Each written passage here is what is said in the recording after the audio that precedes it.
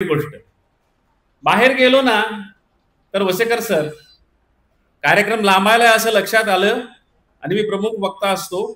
संयोजकांना सांगतो की आपल्या कार्यक्रमाची वेळ अशी अशी आहे 12 ते 2. तुम्ही मला 12 वाजता उभं केलं मी 2 तास बोलेल, 12:30 वाजता उभं केलं 1.5 तास बोलेल, 1 वाजता उभं केलं 1 तासभर बोलेल, 1.5 वाजता उभं केलं अर्धा तास बोलेल, 1.25 तासानंतर उभं केलं 15 मिनिटं बोलेल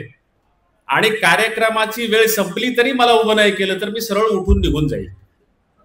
मी बोलणार नाही. हा प्रयोग एकदा गावात केला, आत्ता केला, मी परभणीत केला. लायन्स क्लबचा जो पदग्रहण समारंभ होता ना,